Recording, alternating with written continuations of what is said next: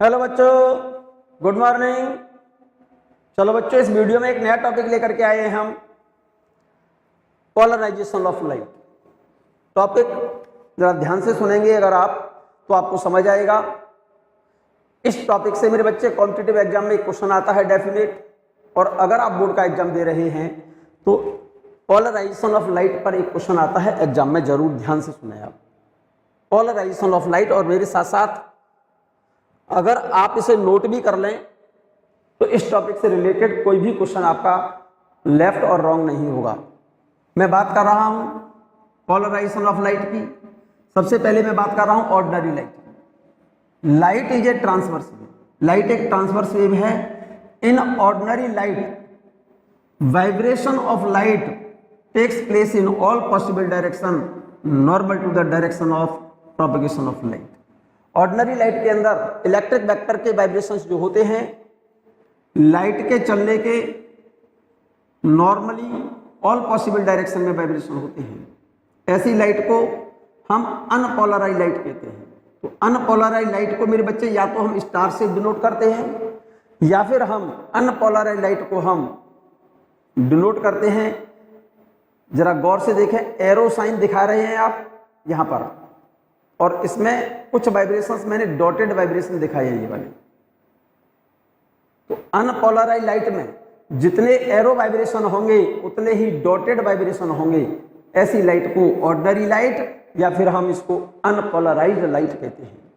अगर लाइट के वाइब्रेशन का मतलब होता है इलेक्ट्रिक वेक्टर के वाइब्रेशंस, अगर लाइट के चलने के परपेंडिकुलर केवल एक ही प्लेन में हो, केवल एक ही प्लेन में हो, ऐसी लाइट को बोला जाता है मेरे बच्चे प्लेन पोलराइज। तो प्लेन पोलराइज लाइट को या तो हम केवल एरो से शो करते हैं या फिर प्लेन पोलराइज लाइट को हम डॉट से शो करते हैं। यहां पर जो वाइब्रेशन हो रहे हैं ये एरो वाइब्रेशन हो रहे हैं किसमें? Plane of incidence. जिस प्लेन में मैंने ये लाइट बनाई है ये वाले वाइब्रेशन इस प्लेन ऑफ इंसिडेंस में है, और जो वाइब्रेशन इस प्लेन के नॉर्मली हो रहे होंगे इस तरह से हो रहे होंगे इसके प्लेन के नॉर्मली ऐसे। तो नॉर्मल वाइब्रेशंस को कैसे शो करेंगे आप? भाई इस प्लेन में इस तरह से होल थोड़ी करेंगे आप। नॉर्मल जो इस प्लेन के नॉर्मल डायरेक्शन में वाइब्रेशन हो रहे होंगे उनको हम डिनोट करते हैं किससे? डॉट से। लाइट तो चल रही है ऐसे, और लाइट के वाइब्रेशन मींस इलेक्ट्रिक वेक्टर के वाइब्रेशन इस प्लेन के नॉर्मल डायरेक्शन में है, और प्लेन के नॉर्मल डायरेक्शन में जो वाइब्रेशन होते हैं उनको डिनोट किया जाता है डॉटेड वाइब्रेशन से, और प्लेन ऑफ इंसिडेंस में जो वाइब्रेशन हो रहे होते हैं उनको डिनोट किया जाता है एरो से।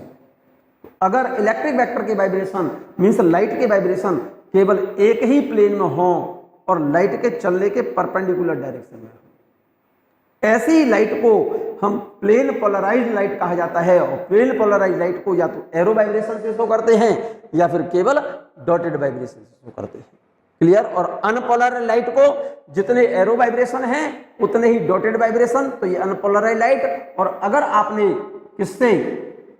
स्टार से डिनोट कर दिया तो हम समझ जाएंगे कि इस लाइट के अंदर जितने एरो वाइब्रेशन हैं उतने ही डॉटेड वाइब्रेशन है। इसका मतलब ये कैसी लाइट है? अनपोलराइज्ड लाइट है। ये बात समझ आ गई होगी मेरी। मैंने यहां पर लिख भी दिया है ये क्या बेटा? If vibration of electric vector means light vector को इलेक्ट्रिक वेक्टर कहा जाता है बच्चों। If vibration of light vector, और लाइट वेक्टर को हम इलेक्ट्रिक वेक्टर कहते हैं, takes place only in one plane. अगर इलेक्ट्रिक वेक्टर के वाइब्रेशन केवल एक ही प्लेन में हो रहे हो तो उस लाइट को बोला जाता है मेरे बच्चे प्लेन पोलराइज्ड लाइट। उस लाइट को क्या बोलते हैं? जिस लाइट के वाइब्रेशन मीन्स इलेक्ट्रिक वेक्टर के वाइब्रेशन केवल एक ही प्लेन में हो रहे हो उस लाइट को बोला जाता है प्लेन पोलराइज्ड लाइट। क्लियर है ये मेरी बात? कोई प्रॉब्लम तो नहीं है मेरे बच्चे इसमें? The plane in which vibration of polarized light takes place is called plane of vibration. उस प्लेन को जिस प्लेन में पोलराइज्ड लाइट के वाइब्रेशंस हो रहे होते हैं उस प्लेन को बोलते हैं मेरे बच्चे, जैसे लाइट जा रही है ऐसे, जरा गौर से देखना। और प्लेन पोलराइज्ड लाइट के वाइब्रेशंस इस तरह से है, इस तरह से वाइब्रेशन है प्लेन पोलराइज्ड लाइट के। तो जिस प्लेन में प्लेन पोलराइज लाइट के वाइब्रेशंस हो रहे होते हैं, ये तो लाइट चल रही है, ठीक है ना मेरे बच्चे, उस प्लेन को बोलते हैं प्लेन ऑफ वाइब्रेशन। इस प्लेन को जिस प्लेन में क्या मेरे बच्चे प्लेन पोलराइज लाइट के वाइब्रेशन हो रहे हो, उस प्लेन को बोला जाता है क्या बेटा, प्लेन ऑफ वाइब्रेशन। क्लियर। और जो plane of polarization plane of vibration के नॉर्मली होता है, जरा गौर से समझना, ये मैं जो प्लेन बना रहा हूं जरा ध्यान देना मेरी बात पर, यहां पर विशेष इंपॉर्टेंट पॉइंट देखिएगा। ये वाला जो प्लेन है, देखो जरा दो प्लेन बनाए हैं मैंने। ये वाला जो प्लेन है, जिस प्लेन में वाइब्रेशन प्लेन पोलराइज लाइट के वाइब्रेशन हो रहे हैं, उसे बोलते हैं क्या बेटा, प्लेन ऑफ वाइब्रेशन। इसे बोलते हैं प्लेन ऑफ वाइब्रेशन। क्लियर। और जो प्लेन, इसका कलर मैं चेंज कर दे रहा हूं बच्चों, जो प्लेन, ये वाला प्लेन, ध्यान दो मेरी बात पर, प्लेन ऑफ वाइब्रेशन के नॉर्मली हो,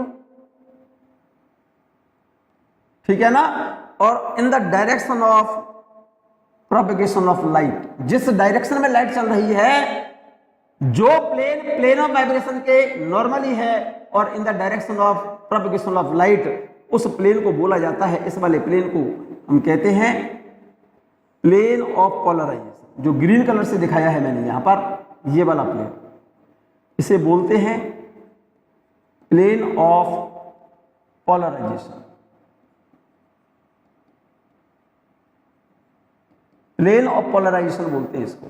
सिंपल सी बात समझो जरा ध्यान से, जैसे लाइट ऐसे चल रही है, इस तरह से ऐसे जा रही है लाइट, इस तरह चल रही है, और ये कोई प्लेन है, जरा गौर से देखो, ये वाला, मैं इसको दूसरी तरह से बना दूं, ध्यान दो, जैसे लाइट चल रही है इस तरह से, ऐसे ऐसे, ठीक है ना, और इस लाइट के इलेक्ट्रिक वेक्टर के जो वाइब्रेशंस हैं वो इस प्लेन में हो रहे हैं, ऐसे ऐसे ऐसे।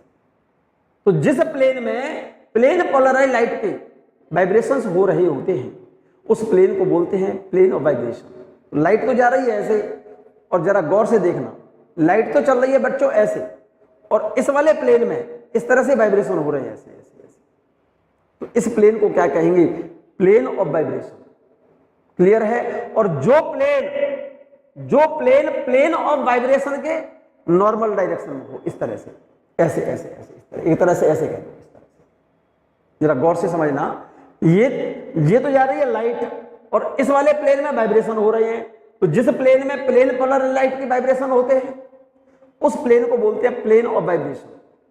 और जो प्लेन ऑफ वाइब्रेशन के तो परपेंडिकुलर हो और लाइट की चलने की डायरेक्शन में हो, लाइट जैसे इस डायरेक्शन में प्रोपगेट कर रही है, जो प्लेन ऑफ वाइब्रेशन के नॉर्मल डायरेक्शन में है, और लाइट के चलने के, लाइट इस डायरेक्शन में चल रही है, तो लाइट की चलने की डायरेक्शन में, और प्लेन ऑफ वाइब्रेशन, जो प्लेन ऑफ वाइब्रेशन है उसके परपेंडिकुलर, इस तरह का प्लेन, ऐसा, इस टाइप का प्लेन, इस प्लेन को बोलते हैं, जो प्लेन ऑफ वाइब्रेशन के नॉर्मल डायरेक्शन में हो और in the direction of propagation of light, इस प्लेन को बोला जाता है प्लेन ऑफ पोलराइजेशन। तो कभी कभी क्वेश्चन पूछता है, angle between plane of vibration and plane of polarization कितना होगा, 90 degree. And angle between plane of polarization and propagation of light, propagation plane of polarization और प्रोपगेशन ऑफ लाइट के बीच में एंगल कितना होगा, 0 होगा। क्या बेटा आपने लिखा है, जरा ध्यान दे मेरी बात पर, a plane, the plane in which polar vibration of polarize light takes place is called plane of vibration. तो यहां पर मैंने फिगर जो बनाया है, ये वाला जो प्लेन है, ये वाला, ये प्लेन ऑफ वाइब्रेशन है, ये लाइट चल रही है, इस प्लेन में ये वाइब्रेशन है, जिस प्लेन में प्लेन पोलराइज लाइट के वाइब्रेशन हो रहे होते हैं, उस प्लेन को बोलते हैं प्लेन ऑफ वाइब्रेशन। मैंने यहां नीचे लिख दिया है। और जो प्लेन ऑफ वाइब्रेशन के नॉर्मल डायरेक्शन में हो, ये वाला प्लेन जो ग्रीन कलर से दिखाया है मैंने, ये प्लेन इस तरह से है।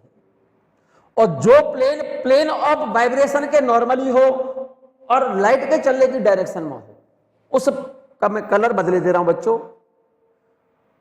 जो plane, a plane normal to plane of vibration और in the direction of propagation of light, light चल रही है ऐसे ऐसे, इस प्लेन को बोलते हैं मेरे बच्चे, जो ग्रीन कलर रेड कलर से मैंने दिखाया है, जो प्लेन प्लेन ऑफ वाइब्रेशन के नॉर्मल डायरेक्शन में है और लाइट की चलने की डायरेक्शन में है।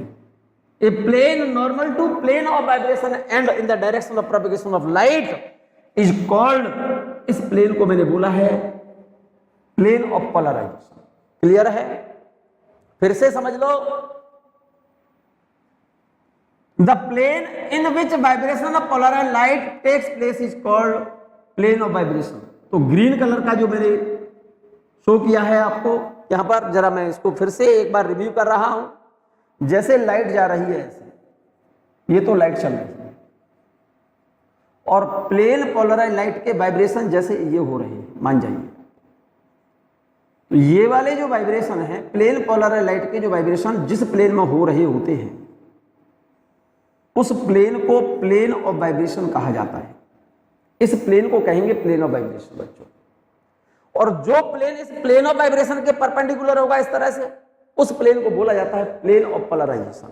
अब प्लेन ऑफ पोलराइजेशन को कैसे बनाएंगे जरा गौर से देखें। उस प्लेन ऑफ पोलराइजेशन को मैंने जरा ध्यान दो, ऐसे बना दिया, देख लो ध्यान से। ये वाला जो प्लेन है, प्लेन ऑफ वाइब्रेशन के नॉर्मल डायरेक्शन में है, इसे बोलते हैं प्लेन ऑफ पोलराइजेशन। और इस प्लेन को बोलते हैं plane of vibration, plane of vibration. Question में कभी कभी पूछता है प्लेन ऑफ वाइब्रेशन और प्लेन ऑफ पोलराइजेशन के बीच का angle, angle between plane of vibration and plane of polarization is 90 degree and angle between plane of polarization and propagation of light is 0 degree। ये बात याद रखेंगे आप बहुत अच्छे से, ठीक है ना। फिर से रिपीट कर रहा हूं मैं इस बात को। वो प्लेन जिस प्लेन में पोलराइज लाइट के वाइब्रेशन हो रहे होते हैं, उस प्लेन को बोला जाता है बच्चों plane of vibration.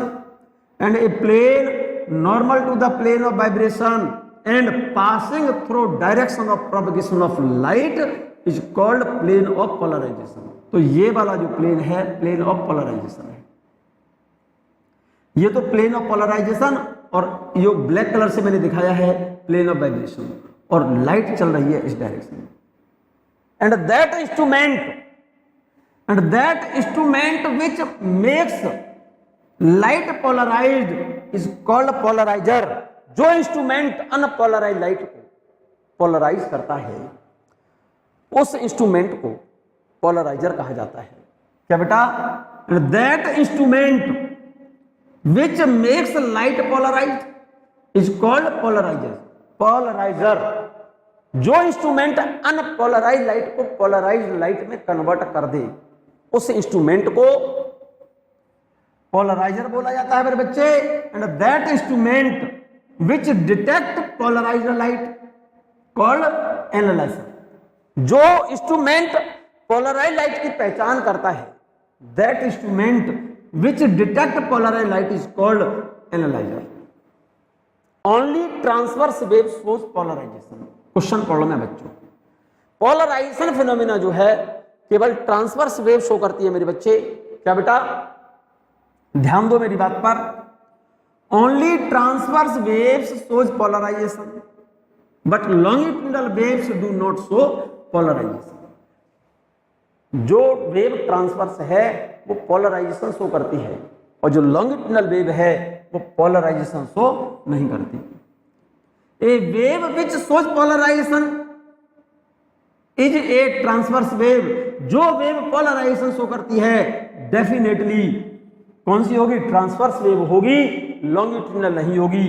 And a wave which does not show polarization is a longitudinal wave.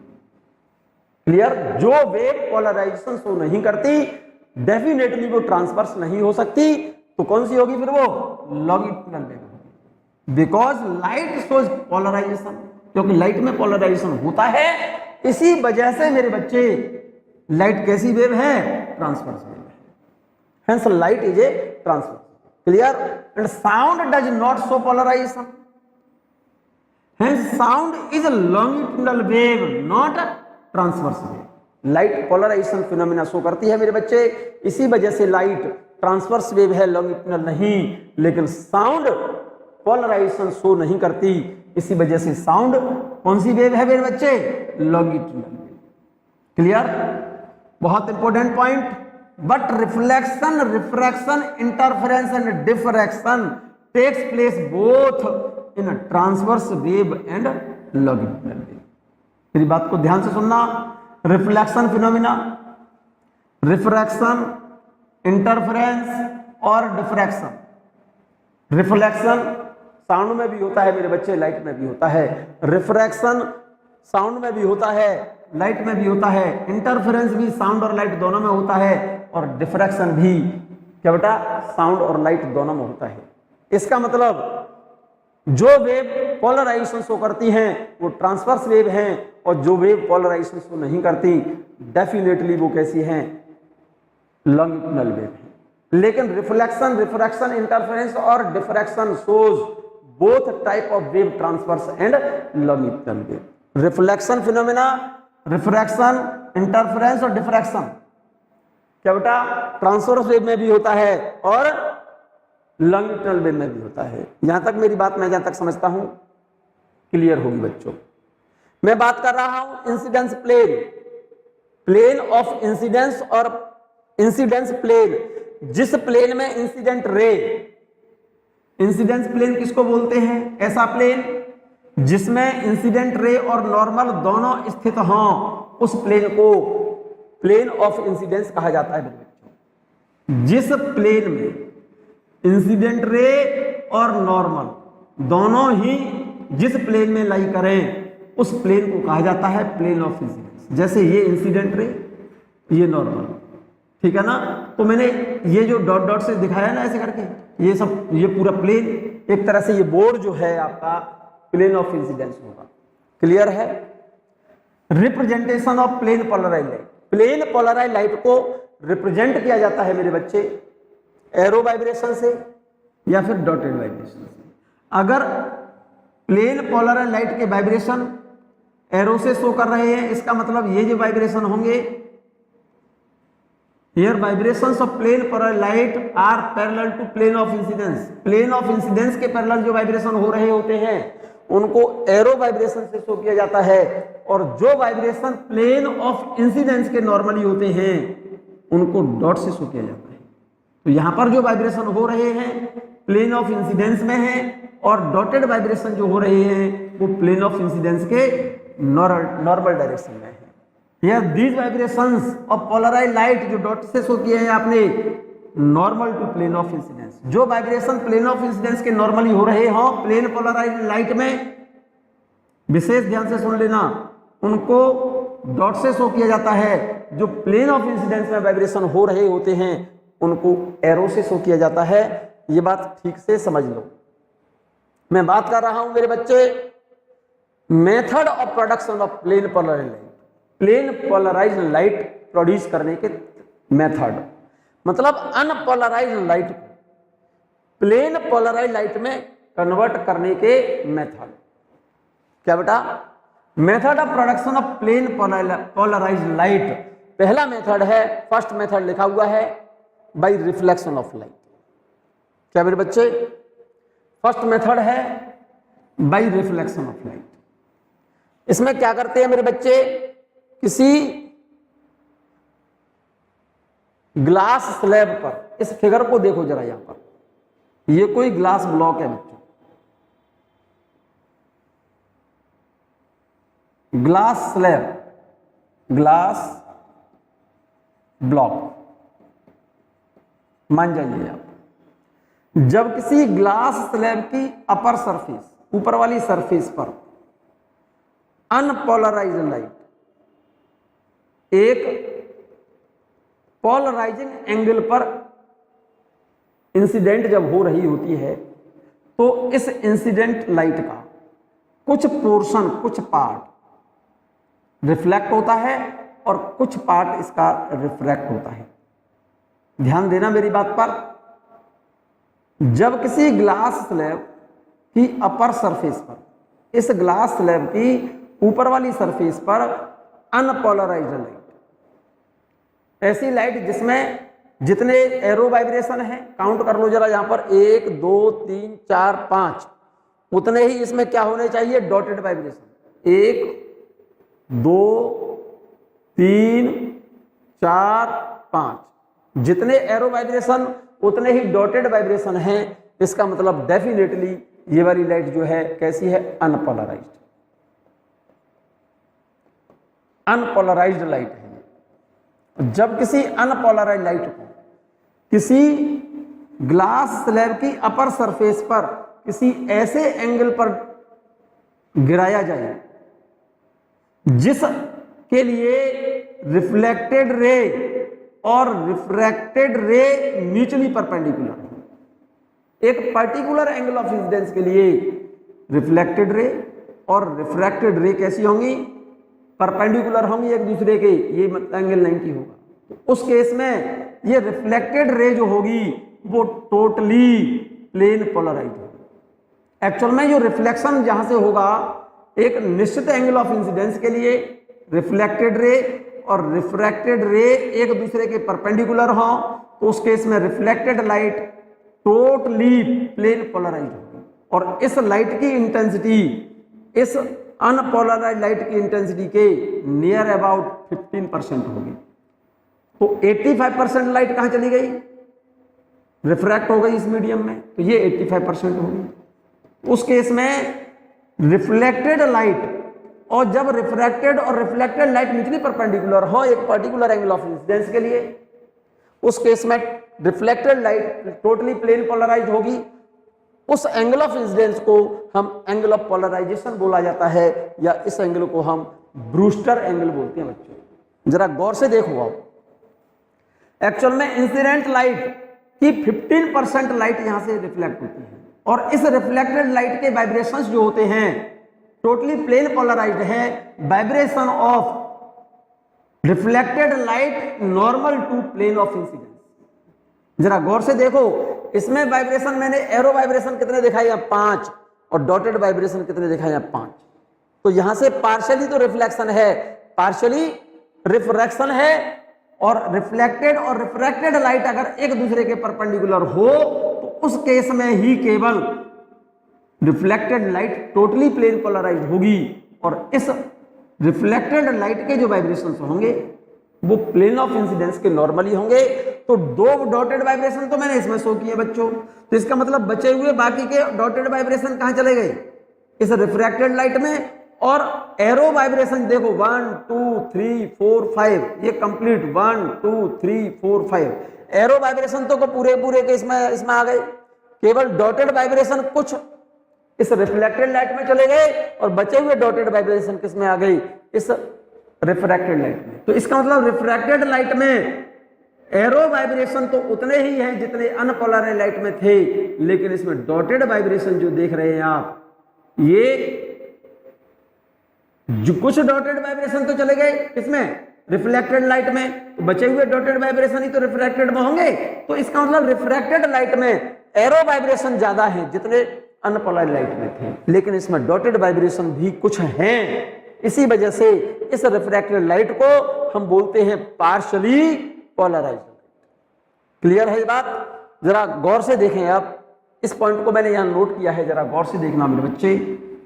Method मैं बात कर रहा इसकी, method of production of plane polarized light. Plane polarized light के प्रोड्यूस करने का मेथड, पहला मेथड है by reflection of light. Reflection of light से हम अनपोलराइज्ड लाइट को क्या बेटा प्लेन पोलराइज्ड लाइट में बदल सकते हैं। उसकी कंडीशन है, कुछ कंडीशन क्या है ये बात मैं बता चुका हूं अभी। क्या?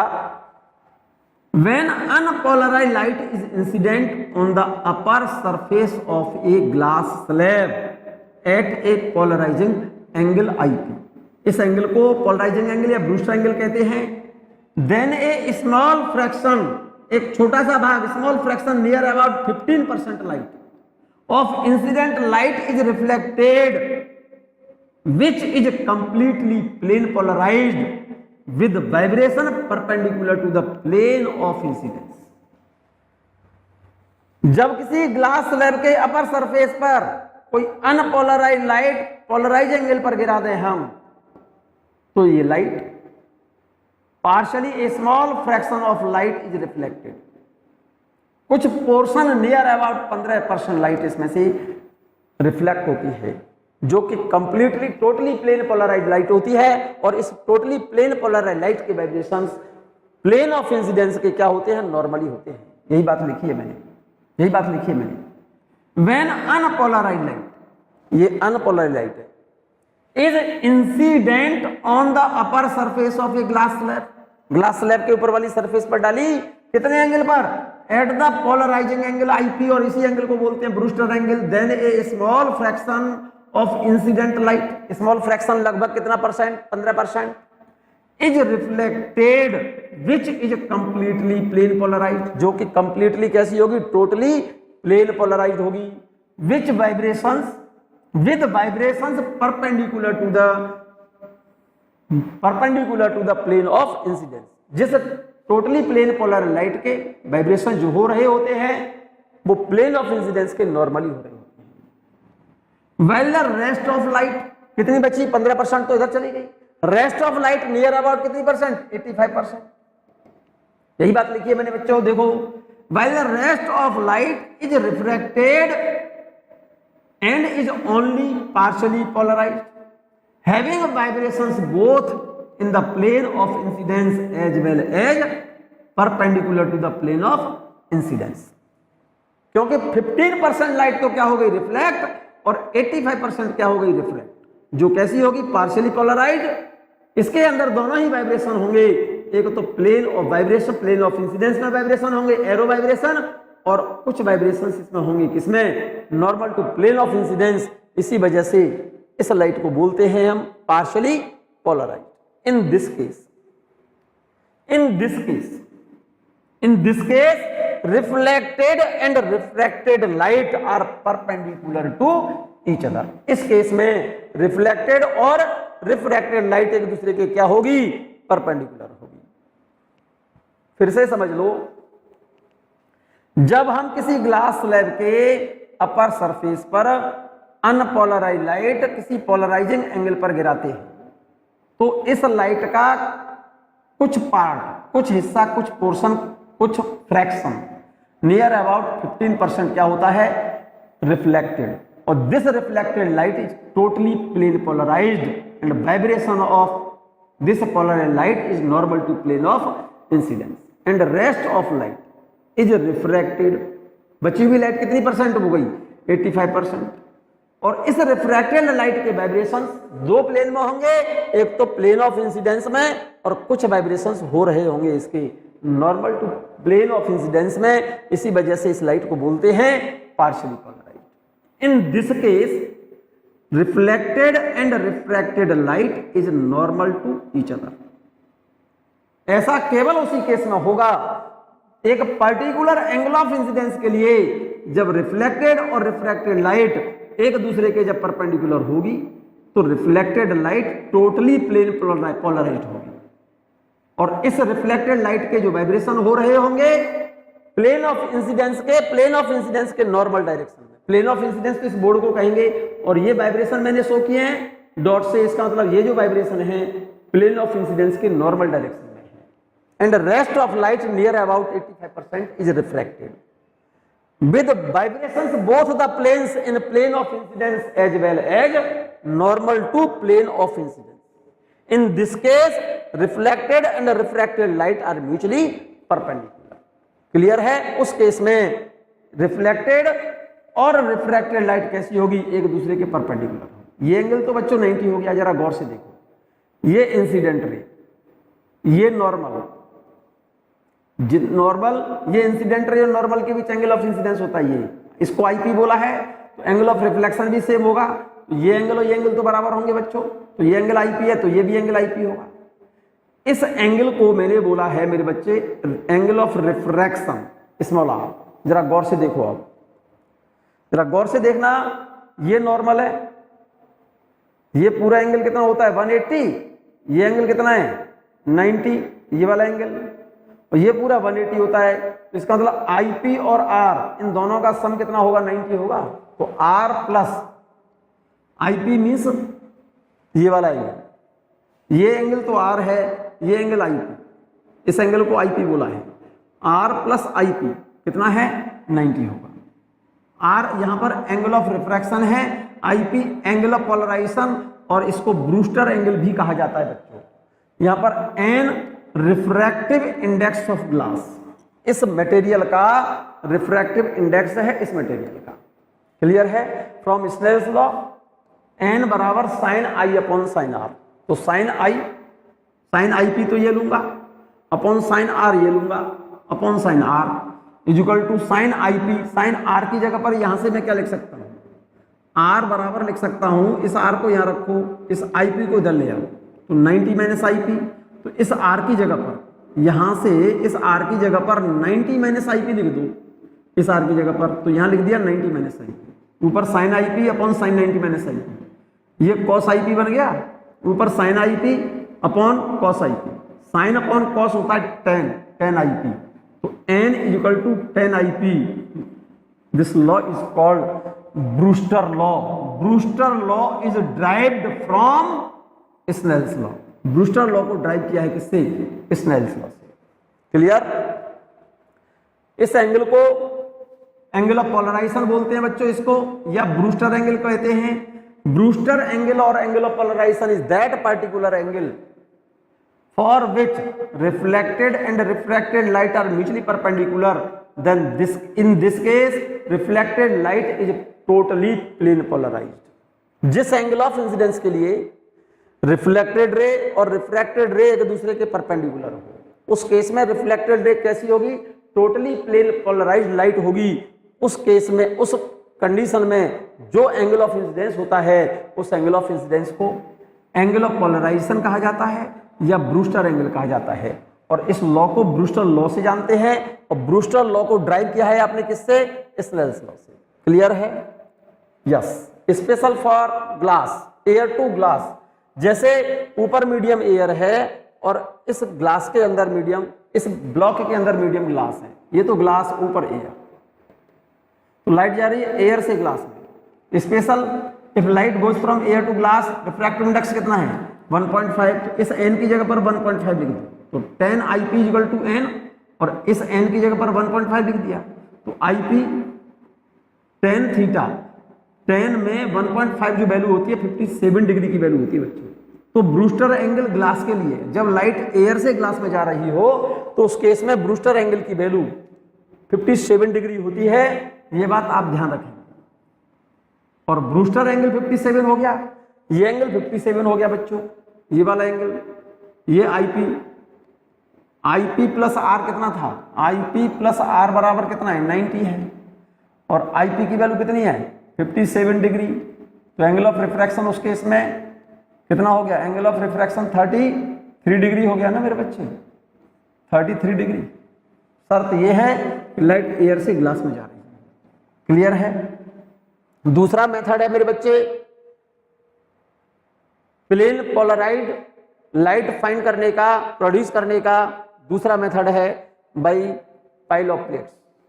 By pile of plates, pile of plates कहते हैं प्लेट्स का ग्रुप, पाइल कहते हैं ग्रुप को। बाई पाइल ऑफ प्लेट्स दूसरा मेथड। इसके अंदर क्या करते हैं बाई पाइल ऑफ प्लेट्स में मेरे बच्चे, इसमें हम ग्लास प्लेटों का, जैसे एक ग्लास प्लेट ये है, ध्यान देना मेरी बात, इसमें ये तो नॉर्मल ले लिया मैंने और इस पर इंसिडेंट लिया। जब किसी ग्लास प्लेट पर अनपोलराइज्ड लाइट, अनपोलराइज्ड लाइट को या तो स्टार से शो कर दो या डॉटेड और एरो वाइब्रेशन से शो कर दो, तो एक particular angle of incidence means Brewster angle के बराबर हो ये एंगल, तो इससे reflected light totally plane polarize होगी और रिफ्रैक्टेड लाइट कैसी होगी? Partially polarize. और जब ये लाइट यहां से बाहर निकल करके आएगी, इसके नीचे फिर एक और प्लेट रख दी है मैंने यहाँ पर, ध्यान देना। यहाँ से रिफ्लेक्ट हुई, रिफ्रैक्ट हुई, फिर यहाँ से ये लाइट रिफ्लेक्ट होगी, फिर ये रिफ्रैक्ट होगी।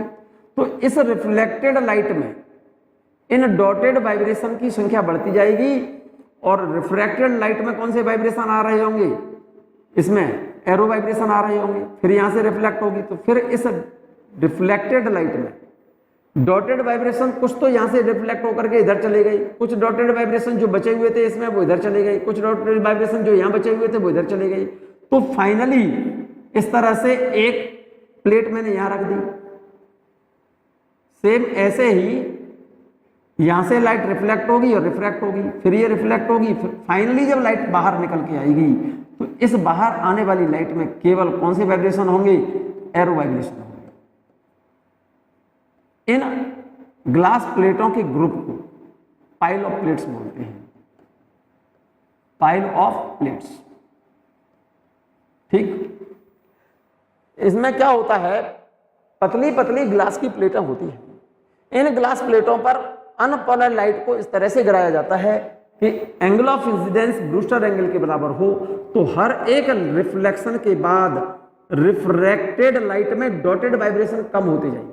इसका मतलब रिफ्रैक्टेड लाइट में पोलराइज्ड लाइट की मात्रा बढ़ती जाएगी, या ऐसे कहिए इस रिफ्रैक्टेड लाइट में डॉटेड वाइब्रेशन कम होते जाएंगे। कुछ डॉटेड वाइब्रेशन जो यहां बचे हुए तो इधर चले गए, केवल इसमें कौन सी वाइब्रेशन रह जाएंगे, एरो और डॉटेड। कुछ डॉटेड यहां से रिफ्लेक्ट हो गए, कुछ डॉटेड यहां से रिफ्लेक्टेड, तो फाइनली जो बचेंगे वो कौन से बचेंगे, केवल एरो वाइब्रेशन होंगे। तो ये वाली ये लाइट होगी कैसी होगी, totally plane polarized, plane polarized. ठीक है, प्लेटों के, ग्लास प्लेटों के इस समूह को, इस ग्रुप को बोला जाता है पाइल ऑफ प्लेट्स। क्लियर है। थर्ड मेथड है बच्चों बाइपोलराइड, बहुत इंपॉर्टेंट मेथड है बच्चों। पोलराइड के द्वारा किसको, लाइट को पोलराइज करना। पोलराइड में क्या बेटा, जरा गौर से देखो, पोलरॉइड थर्ड मेथड है, पोलरॉइड के द्वारा लाइट को पोलराइज्ड करना। Polaroid is based on the principle of selective absorption और डाइक्रोइज्म। डाइक्रोइज्म और सेलेक्टिव एब्जॉर्प्शन बोलते हैं बच्चों इसे। ध्यान से सुन लो मेरी बात को। Polaroid is based on the principle of dichroism और selective absorption in a polaroid crystal of quinine iodosulfate are arranged on a nitrocellulose paste so that their axes are mutually parallel to each other। फिर से समझ लो, Polaroid is based upon the principle of dichroism और selective absorption। Polaroid में क्या होता है मेरे बच्चे, नाइट्रोसेलुलोज की पेस्ट पर, किसकी, नाइट्रोसेलुलोज, ये याद करो नाम, नाइट्रोसेलुलोज की पेस्ट पर क्यूनिन आइडोसल्फेट के क्रिस्टल, किसके, क्यूनिन आइडोसल्फेट के क्रिस्टल इस तरह से अरेंज करते हैं। एक्चुअल में क्यूनिन आइडोसल्फेट के क्रिस्टल जो होते हैं इनकी शेप देखने में बेंजीन जैसी होती है बच्चों। ये क्यूनिन आइडोसल्फेट का क्रिस्टल है। किसका क्रिस्टल है ये, क्यूनिन आइडोसल्फेट, याद रखना नाम, क्यूनिन आइडोसल्फेट के क्रिस्टल हैं और इन क्रिस्टल्स को नाइट्रोसेलुलोज की पेस्ट, क्या मेरे बच्चे, एक क्यूनिन आइडोसल्फेट का क्रिस्टल है जिसकी ये एक्सिस है, इसके ऊपर पेस्ट लगा दिया, किसका, नाइट्रोसेलुलोज का पेस्ट बनाया, किसका, नाइट्रोसेलुलोज का पेस्ट लगाया इस क्यूनिन आइडोसल्फेट के क्रिस्टल पर, और उस पेस्ट का कलर मैं अलग कर दे रहा हूं बच्चों, ध्यान दो। इसके ऊपर पेस्ट लगाया एक और इसके ऊपर एक क्यूनिन आइडोसल्फेट का क्रिस्टल और लगा दिया, ये वाला इसी के ऊपर लगाया और इस तरह से अरेंज किया है क्यूनिन आइडोसल्फेट का क्रिस्टल इसके ऊपर, जिससे उनकी जो एक्सिस हैं ये एक दूसरे के पैरेलल रहे। जैसे एक नाइट्रोसेलुलोज का क्या बेटा क्यूनिन आइडोसल्फेट का क्रिस्टल इसको मान ले रहा हूं, इसके अंदर ये एक्सिस है, इसके ऊपर एक क्या लगा दिया मैंने, नाइट्रोसेलुलोज का पेस्ट बनाया, इसके ऊपर चिपका दिया और दूसरा क्यूनिन आइडोसल्फेट का क्रिस्टल फिर लगा दिया मैंने इसके ऊपर ऐसे। भाई इसकी एक्सिस ये रही, ये क्यूनिन आइडोसल्फेट का क्रिस्टल मान जाइए आप इसको, इसकी एक्सिस ये वाली आप मान जाओ, उस क्यूनिन आइडोसल्फेट की क्रिस्टल है वो एक्सिस है, क्रिस्टल की एक्सिस है। और इसके ऊपर नाइट्रोसेलुलोज का पेस्ट बना लगा करके, पेस्ट तो समझते हो ना, पेस्ट लगा करके उस पर दूसरा क्यूनिन आइडोसल्फेट का क्रिस्टल चिपका दो और इस तरह से चिपका दो, इस तरह से अरेंज करो जिससे एक क्यूनिन आइडोसल्फेट के क्रिस्टल की एक्सिस दूसरे क्यूनिन आइडोसल्फेट के क्रिस्टल की एक्सिस एक दूसरे के क्या रहे, इस तरह से पैरेलल रहे, ऐसे पैरेलल रहे, ये वाली एक्सिस पैरेलल रहे। इस तरह से एक के ऊपर एक अरेंज करता हूं, एक के ऊपर एक इस तरह से अरेंज करते चले जाओ, एक ग्रुप बन जाएगा किसका, क्यूनिन आइडोसल्फेट के क्रिस्टल्स का। क्यूनिन आइडोसल्फेट के क्रिस्टल लेकर के उन पर नाइट्रोसेलुलोज की पेस्ट लगाकर उन पर क्यूनिन आइडोसल्फेट के क्रिस्टल इस तरह से अरेंज करते हैं कि उन सभी क्यूनिन आइडोसल्फेट के क्रिस्टल की एक्सिस एक दूसरे के क्या रहे, पैरेलल रहे। इस ग्रुप को क्या बोला जाता है मेरे बच्चों, पोलरॉइड बोलते हैं इसे, पोलरॉइड क्या बोलते हैं इसे, पोलरॉइड। और जब इस पोलरॉइड क्रिस्टल पर अनपोलराइज्ड लाइट डाली जाती है, ये कैसी है, अनपोलराइज्ड लाइट, इसके वाइब्रेशन मैंने दिखा रहा हूं एरो से और डॉटेड वाइब्रेशन, ठीक है ना। डॉटेड वाइब्रेशन का मैं कलर बदल रहा हूं, अनपोलराइज्ड लाइट है, अनपोलराइज्ड लाइट में जितने डॉटेड वाइब्रेशन होंगे उतने ही एरो वाइब्रेशन होंगे। ये अनपोलराइज्ड लाइट, अनपोलराइज्ड कैसी लाइट है ये, तो इस पोलरॉइड क्रिस्टल पर जब अनपोलराइज्ड लाइट गिराई जाती है तो इस अनपोलराइज्ड लाइट इस पोलरॉइड से, इस पोलरॉइड से होकर लाइट के केवल वे ही वाइब्रेशन इसमें से बाहर आते हैं जो इसकी एक्सिस के पैरेलल हो रहे हैं। तो इस अनपोलराइज्ड लाइट के कौन से वाइब्रेशन इसकी एक्सिस के पैरेलल है, इस एक्सिस के पैरेलल तो ये एरो वाले वाइब्रेशन है, ये वाले, तो ये एरो वाइब्रेशन तो इसमें से बाहर आएंगे और डॉटेड वाइब्रेशन इसके अंदर क्या हो जाएंगे, सेलेक्टिव एब्जॉर्प्शन, उनका क्या हो जाएगा, इसके अंदर एब्जॉर्प्शन हो जाएगा। केवल वे ही इसमें से वाइब्रेशन बाहर निकलेंगे जो इस पोलरॉइड की एक्सिस के पैरेलल होंगे।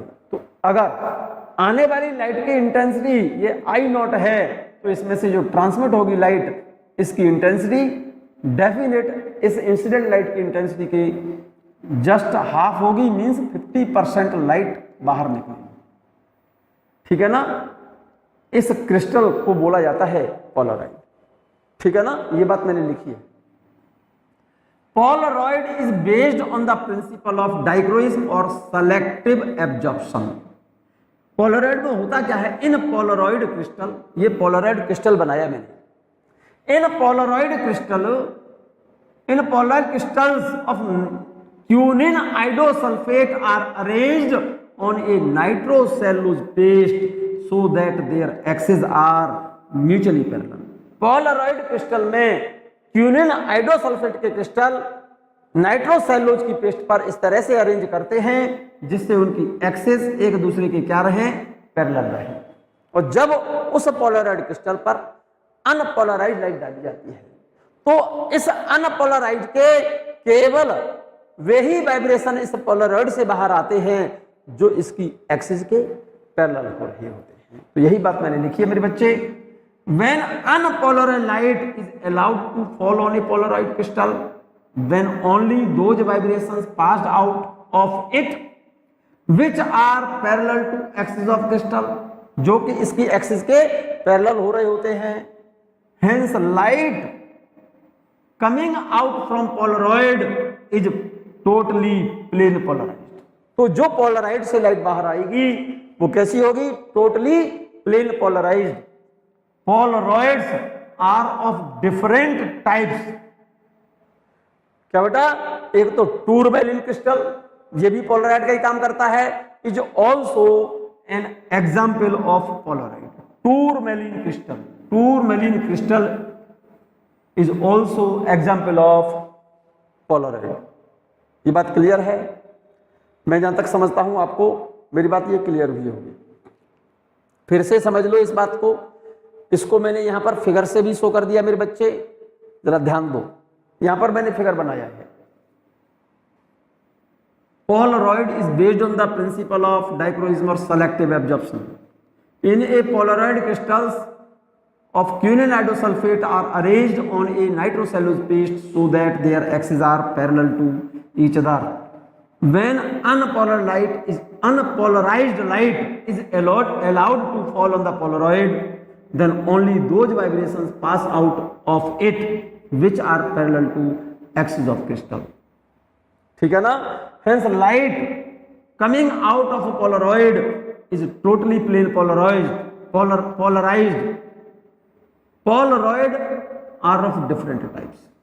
Example एक लिखा हुआ है, tourmaline crystal is also an example of Polaroid.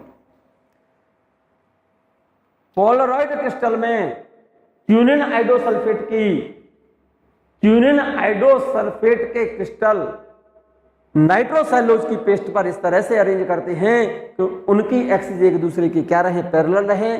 जब पोलराइड क्रिस्टल पर अनपोलराइज्ड लाइट डाली जाती है तो इस पोलराइड से होकर के केवल वही वाइब्रेशंस इसमें से बाहर आते हैं जो इसकी एक्सिस के पैरेलल हो रही होती है।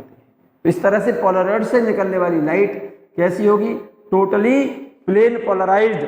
और इस पोलराइड से बाहर निकलने वाली लाइट की इंटेंसिटी इस पर इंसिडेंट लाइट की इंटेंसिटी के ठीक हाफ होती है। इसका मतलब 50% लाइट केवल इस पोलराइड से बाहर निकलती है। बच्चों क्लियर है ये बात? ध्यान दो मेरी बात पर आप। ये तो अनपोलर लाइट को आप डॉटेड और एरो से या तो ऐसे शो कर दो बच्चों, या फिर हमने यहां पर हमने इसको स्टार से शो किया है। ये अनपोलराइज्ड लाइट है। जब अनपोलर लाइट को पोलराइड क्रिस्टल पर डालेंगे तो पोलराइड की एक्सिस से के पैरेलल जो वाइब्रेशन हो रहे होंगे केवल वे ही इसमें से बाहर आते हैं। इस तरह से पोलराइड से बाहर निकलने वाली लाइट टोटली प्लेन पोलराइज्ड होगी। बाहर आने वाली लाइट की इंटेंसिटी इस पर इंसिडेंट लाइट की इंटेंसिटी के ठीक 50% होगी। बच्चों यूजेस देखिए आप इसके, यूजेस ऑफ पोलराइड। पहला यूज, सबसे पहला यूज सिंपल सा, क्योंकि पोलराइड ने अनपोलराइज्ड लाइट को पोलराइज्ड किया है, तो इसलिए क्या बेटा, एक तो पोलराइड का काम होता है पोलराइजर की तरह, एज पोलराइजर। दूसरा, पोलराइड किसका काम करता है? पोलराइड लाइट की पहचान करता है। तो पोलराइड क्रिस्टल्स को यूज किया जाता है, एक तो एनालाइजर की तरह, एक पोलराइजर की तरह। थर्ड यूज बहुत इंपॉर्टेंट है, to control intensity of light. Light की इंटेंसिटी को जहां पर कंट्रोल करना है वहां पोलराइड यूज करते हैं। यहां पर यही तो देखा आपने कि पोलराइड पर जो लाइट आ रही थी इससे ट्रांसमिट होने वाली लाइट की इंटेंसिटी इस पर आने वाली लाइट की इंटेंसिटी की कितनी हो गई? 50%। इसका मतलब लाइट की इंटेंसिटी को कंट्रोल किया ना, घटा दिया। फोर्थ यूज है इसका, to reduce glare because intensity of polarized light is half that of the unpolarized light. Glare, to reduce glare, glare कहते हैं चकाचौंध। आपने देखा होगा क्या बेटा, 4 व्हीलर देखे हैं? नहीं, जैसे कार है आपने देखी हो तो उस पर विंड शीट, आगे की जो सीट लगी होती है ना ड्राइवर साइड के सामने, ड्राइवर के सामने जो कार ड्राइविंग कर रहे होते हैं उसके सामने जो शीशा लगा होता है विंड शीट बोलते हैं उसको। तुमने देखा होगा उस शीशे के ऊपर की साइड में एक चमकीली से एक पट्टी सी चढ़ा देते हैं उस ग्लास के ऊपर। एक्चुअल में पोलराइड क्रिस्टल की लेयर होती है। नहीं, अब तो पोलराइड क्रिस्टल की लेयर ऊपर न चढ़ा करके पूरी शीशे पर ही चढ़ा दी जाती है। ऐसे ही ग्लास आ रहे हैं अब तो। ऐसा क्यों? क्योंकि सामने की जो गाड़ी सामने से आ रही है रात के समय पर, जैसे एक कार में आप बैठे हुए एक सामने से रात के समय पर गाड़ी आ रही है, सामने से हेडलाइट उसकी बहुत तेज है, उनकी इंटेंसिटी बहुत लाइट की बहुत ज़्यादा है, तो जो कार ड्राइवर ड्राइविंग जो कर रहा है, सामने से आने वाली गाड़ी की हेडलाइट की लाइट जब उसकी आंखों पर गिरेंगी तो उसे क्या बता ग्लेयरनेस फील होगी, उसे चकाचौंध लगेगा, उसे आगे का रास्ता उसे क्लियर दिखाई नहीं देगा। तो उस ग्लेयर को दूर करने के लिए, ग्लेयर को कम करने के लिए, मतलब उसकी चकाचौंध को दूर करने के लिए, टू रिड्यूस ग्लेयर मींस चकाचौंध। क्यों इसे चकाचौंध दूर करते हैं हम? क्योंकि सामने आने वाली लाइट जैसे ही विंड शीट पर गिरती है उसके अंदर लगे होते हैं पोलराइड क्रिस्टल, और पोलराइड क्रिस्टल से आने वाली लाइट जैसे ही पास होगी तो अंदर जो ड्राइविंग कर रहा है ना ड्राइवर, उसकी आंखों पर जो लाइट गिरेगी, बाहर आने वाली लाइट की इंटेंसिटी के ठीक उसकी आंखों पर गिरने वाली लाइट की इंटेंसिटी नियर अबाउट 50% होगी। लाइट की इंटेंसिटी जब गिरने वाली आंख की रेटिना पर गिरने वाली लाइट की इंटेंसिटी जब कम होगी तो उसे चकाचौंध कम लगेगा। यही लिखा हुआ है बच्चे, to reduce glare because intensity of polarized light is half that of the unpolarized light. ये बात क्लियर हो गई होगी मैं जहां तक समझता हूं।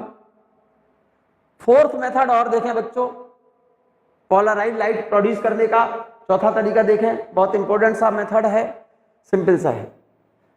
फोर्थ मेथड है by Nicol prism. Nicol prism के द्वारा भी हम क्या बेटा लाइट को पोलराइज करते हैं by Nicol prism. It is based on the phenomenon of double refraction. बहुत इंपॉर्टेंट पॉइंट है बच्चों, most important point. Nicol prism actual में कैल्साइट क्रिस्टल और क्वार्ट्ज क्रिस्टल को इस तरह से काटा जाता है, क्रॉस जॉइंट किया जाता है क्या बेटा, उसके अंदर दो मटेरियल होते हैं, इसलिए उसमें वो डिपेंड है किस पर, डबल रिफ्रैक्शन पर। दो मटेरियल का मतलब दो अलग अलग रिफ्रैक्टिव इंडेक्स के मटेरियल होते हैं, इसलिए एक इंसिडेंट लाइट उस निकोल प्रिज्म में, एक्चुअल में ये जो मैंने स्ट्रक्चर बनाया है निकोल प्रिज्म का बनाया है। कैल्साइट क्रिस्टल को इस तरह से जॉइंट किया है हमने, एक इसके अंदर ये एक्सिस और होती है, इसको न बना करके आप सिंपल सा ऐसा ही फिगर बना लें। तो इस निकोल प्रिज्म में होता क्या है, ये डबल रिफ्रैक्शन पर बेस्ड है। डबल रिफ्रैक्शन पर कब बेस्ड होने का मतलब है, इस पर आने वाली जो लाइट है अनपोलराइज्ड है, तो अनपोलराइज्ड लाइट को या तो स्टार से शो करो बच्चों, या फिर स्टार से शो नहीं करना चाहते तो आप जितने एरो वाइब्रेशन शो करें उतने ही इसके अंदर डॉटेड वाइब्रेशन शो करें। ये मैंने निकोल प्रिज्म और किसको जॉइंट करके बनाया जाता है, कैल्साइट क्रिस्टल को जॉइंट करके बनाया हुआ है, जिसके अंदर दो मटेरियल हैं, दो इसके अंदर रिफ्रैक्टिव इंडेक्स है। ऐसा इसलिए क्योंकि एक ही इंसिडेंट लाइट इसके अंदर जाएगी तो दो रिफ्रैक्टेड लाइट में कन्वर्ट हो जाएगी। दो रिफ्रैक्टेड लाइट होंगी इसके अंदर। एक तो refracted light law of reflection, और लॉ ऑफ रिफ्रैक्शन को जो लाइट फॉलो करती है उस रे को बोला जाता है ऑर्डिनरी रे, और जो refracted light law of refraction और लॉ ऑफ रिफ्लेक्शन के को फॉलो न करे उसको बोलते हैं एक्स्ट्रा ऑर्डिनरी रे। तो सिंपल सी बात हो गई, Nicol prism is based upon phenomenon of double refraction.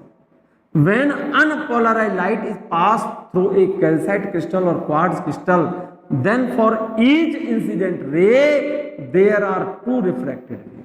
हर एक इंसिडेंट रे दो रिफ्रैक्टेड रे में ब्रेक हो जाती है।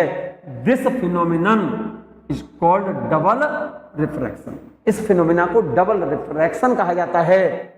One of refracted ray obey law of refraction, एक रिफ्रैक्टेड रे तो लॉ ऑफ रिफ्रैक्शन को फॉलो करती है, उस रे को बोला जाता है विच इज कॉल्ड ऑर्डिनरी रे। जो refracted ray law of refraction को फॉलो करती है उसे बोला जाता है मेरे बच्चे कौन सी रे, ऑर्डिनरी रे। द अदर रिफ्रैक्टेड रे does not obey law of refraction, it is called extra ordinary रे। कौन सी रे, फिर से ध्यान से सुन लो, जब किसी कैल्साइट क्रिस्टल या फिर क्वार्ट्ज क्रिस्टल पर अनपोलराइज्ड लाइट डाली जाती है तो एक अनपोलराइज लाइट दो रिफ्रैक्टेड रे में स्प्लिट हो जाती है, टूट जाती है। एक refracted ray law of refraction को फॉलो करती है, उसे बोलते हैं ऑर्डिनरी रे, और जो refracted ray law of refraction को फॉलो न करे उसे बोलते हैं एक्स्ट्रा ऑर्डिनरी रे। यही बोला, यही मैंने लिखा है ऊपर मेरे बच्चे, जरा गौर से देखो। वन ऑफ रिफ्रैक्टेड रे, इन दोनों में से कोई एक रे, one of refracted ray obey law of refraction, जो लॉ ऑफ रिफ्रैक्शन को फॉलो करती है जो रिफ्रैक्टेड रे, उसे बोलते हैं हम ऑर्डिनरी रे, which is called ordinary ray. The other refracted ray does not obey law of refraction is called extraordinary ray. ठीक है ना? Both these ordinary rays and extraordinary rays are plane polarized. इस अनपोलराइज लाइट जब किसी calcite crystal means Nicol prism पर डाला जाता है तो एक रे दो रिफ्रैक्टेड रे में स्प्लिट हो जाती है। जो refracted ray law of refraction को फॉलो करती है उसे ऑर्डिनरी रे, और जो लॉ ऑफ रिफ्रैक्शन को फॉलो नहीं करती उसे extra ordinary ray. Both the ray ordinary ray and extra ordinary ray both are totally plane polarised. Vibration in ordinary ray normal to plane of incidence question पूछ लेता है, in vibration in extra ordinary ray parallel to plane of incidence. Extra ordinary ray में vibration arrow vibration है, इसका मतलब ये वाले vibration parallel to plane of incidence है, और ऑर्डिनरी रे में जो वाइब्रेशन मैंने शो किए हैं वो डॉटेड वाइब्रेशन है, इसका मतलब ये वाले vibration normal to plane of incidence है। ठीक है ना? बहुत एक और important point, if any dot is seen through calcite और क्वार्ट्ज क्रिस्टल, अगर किसी पेज पर कोई डॉट बना दे, ठीक है ना, और इस डॉट के ऊपर कोई कैल्साइट क्रिस्टल रख दे, ऐसे कैल्साइट क्रिस्टल इसके ऊपर रख दे इस तरह से, एक डॉट बनाकर इस डॉट पर कोई कैल्साइट क्रिस्टल रख दिया, और इस कैल्साइट क्रिस्टल से इसको कैल्साइट क्रिस्टल को रख करके इसके ऊपर, और इस कैल्साइट क्रिस्टल को घुमा दो, इस कैल्साइट क्रिस्टल को इसके ऊपर रखकर, डॉट के ऊपर रखकर, जब इस कैल्साइट क्रिस्टल को रोटेट कराया जाता है किसी डॉट पर रखकर, तो ऊपर से ऑब्जर्वर जब देखे इसे तो एक्चुअल में जो एक डॉट है, ये वाला कैल्साइट क्रिस्टल इसके ऊपर रखा हुआ है, ठीक है मेरे बच्चे, कैल्साइट क्रिस्टल ये रखा हुआ है डॉट के ऊपर, तो ऊपर से ऑब्जर्वर को दो डॉट दिखाई देते हैं। कितने डॉट दिखाई देते हैं मेरे बच्चे? दो डॉट दिखाई देंगे, एक और एक दूसरा दिखाई देगा इधर। और जब इस कैल्साइट क्रिस्टल को किसी एक्सिस के, इस कैल्साइट क्रिस्टल को जब किसी एक्सिस के अबाउट रोटेट कराया जाता है तो मेरे बच्चे एक डॉट तो दिखाई देता है स्टेशनरी, एक्चुअल में इस पर आने वाली रे, ये वाली जो रे आएगी, दो रे में ब्रेक होगी, एक तो ऑर्डिनरी रे, एक तो होगी ऑर्डिनरी रे, और एक होगी एक्स्ट्रा ऑर्डिनरी रे। एक डॉट तो दिखाई देगा ई रे के कारण, और एक दिखाई देगा ओ रे के कारण।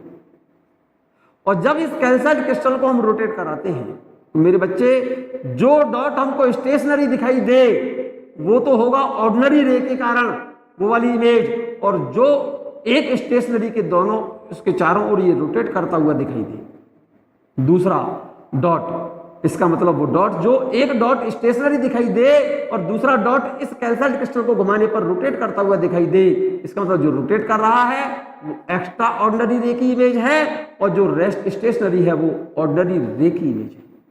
क्लियर? यही बात लिखा है मैंने। If any dot is seen through calcite crystal or quartz crystal and the crystal is rotated, then two dots are seen, हमको दो डॉट दिखाई देंगे, and one dot revolve around other stationary dot, एक डॉट रिवॉल्व करता हुआ दिखाई देगा, definitely वो एक्स्ट्रा ऑर्डिनरी रे के कारण है, और जो दूसरा रेस्ट पर दिखाई देगा वो ऑर्डिनरी रे के कारण है। Clear? Nicol prism is made of calcite crystal, it can be used both as polarizer and analyser. Clear है? निकोल प्रिज्म कैल्साइट क्रिस्टल या क्वार्ट्ज क्रिस्टल से बनी होती है, ठीक है ना, और निकोल प्रिज्म को हम यूज कर सकते हैं पोलराइजर की तरह और एनालाइजर की तरह। यहां तक बात मैं जहां तक समझता हूं बच्चों, आपको मेरी समझ आई होगी पोलराइजेशन में। यहां से आगे का टॉपिक बच्चों, detection of unpolarized light, partially polarized light, totally polarized light, और मेलस लॉ में नेक्स्ट वीडियो में बात करूंगा, नेक्स्ट लेक्चर में बात करूंगा बच्चों। तब तक के लिए जितना मैंने बताया है आपको, इसको आप रिवाइज कर लें, एक दो बार इस वीडियो को देख लें, तभी नेक्स्ट टॉपिक समझ आएगा बच्चों।